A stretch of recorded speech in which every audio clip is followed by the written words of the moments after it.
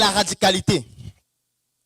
Lorsqu'on a une idéologie, le but n'est pas que tout le monde aime l'idéologie. Ce n'est pas ça le but. Le but, ce n'est pas de pousser le monde entier à adhérer à l'idéologie. Ça ne fonctionne pas.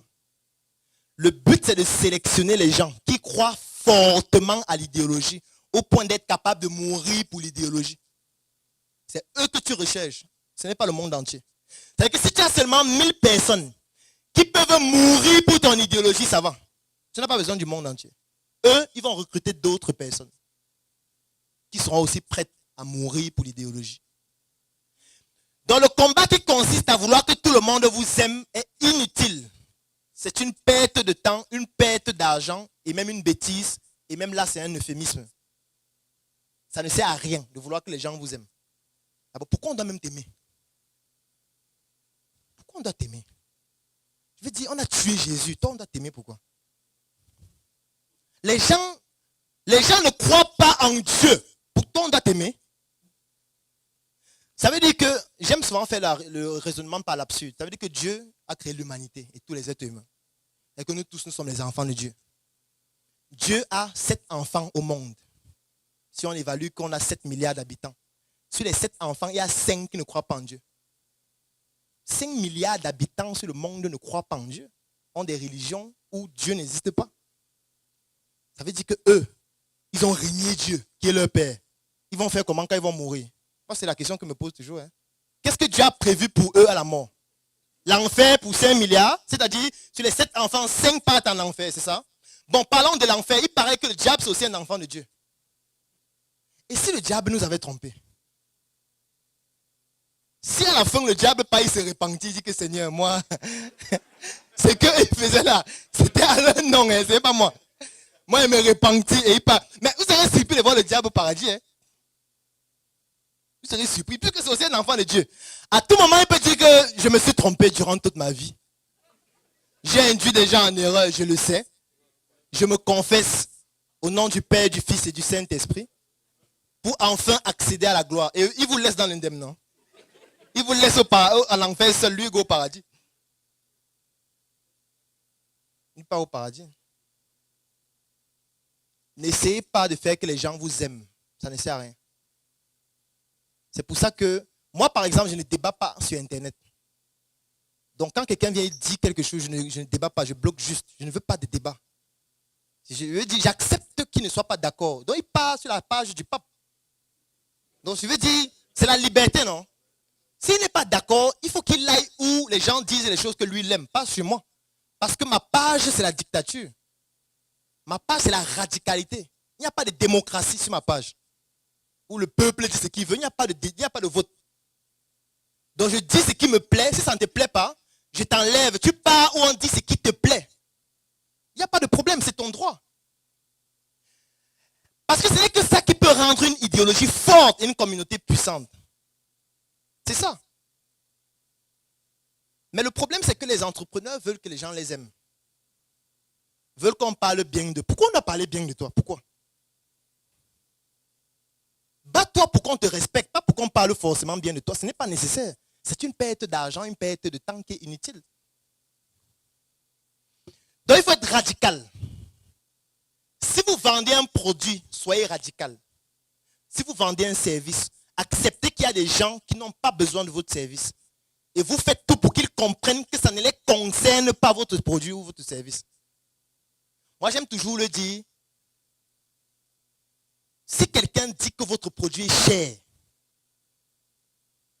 ça veut dire que soit vous ne vous êtes pas adressé à la bonne personne, soit vous ne vous êtes pas vendu de la bonne façon pour que votre produit reflète sa valeur.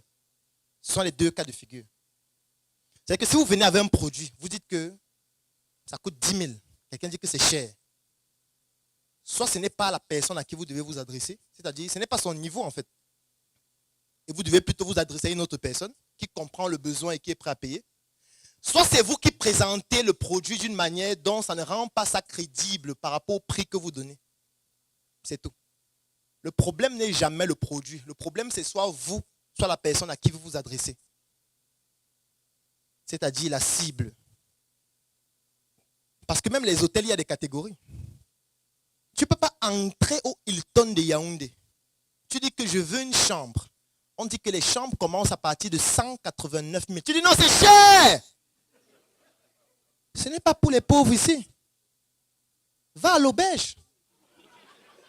Il y a les auberges de 3 000, de 2 000. Il y a les auberges où quand tu prends 2 chambres, une chambre est offerte gratuitement. Va là-bas.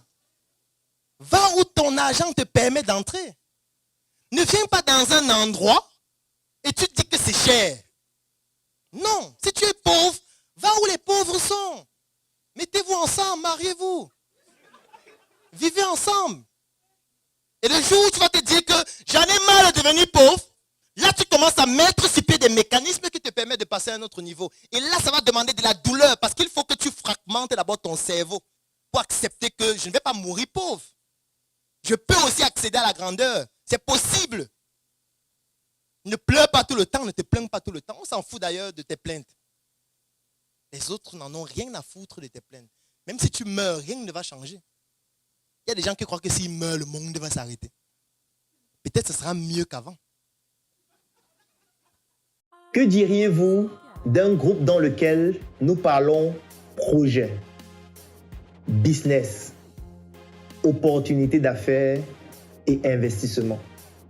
Un groupe dans lequel tous les membres partagent leur expérience afin de permettre aux autres membres d'en bénéficier et de progresser.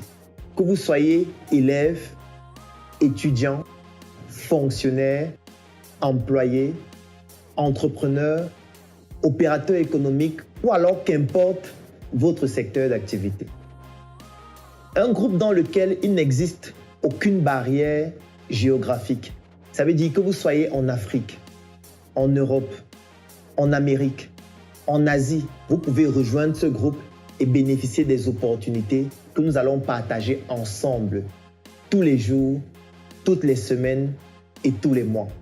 Un groupe de passionnés de l'Afrique, un groupe de personnes qui souhaitent mettre leurs moyens intellectuels, leurs moyens physiques, leurs moyens logistiques, leurs moyens en termes de lobbying et leurs moyens économiques afin de permettre à l'Afrique de briller à travers des Africains qui ont des projets, qui ont des opportunités d'affaires, qui ont des investissements qui doivent se développer par l'apport des Africains qui se retrouvent partout à travers le monde.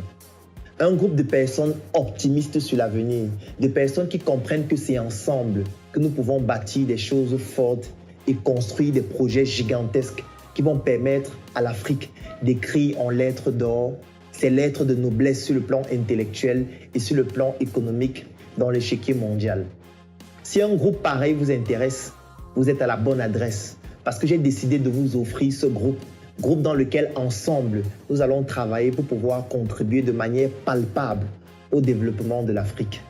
L'avantage, c'est que ce groupe ne vous revient qu'à 10 000 francs CFA par mois ou à 25 €, qu'importe l'endroit du monde à partir duquel vous vous trouvez. Et pour rejoindre ce groupe, il y a une seule chose à faire. Cliquez sur le lien qui est dans la description de cette vidéo et remplissez le formulaire qui va nous permettre de vous contacter afin de vous permettre de rejoindre ce groupe. À très bientôt dans notre groupe des Africains qui rêvent, des Africains fous qui se mettent ensemble pour réaliser les choses folles.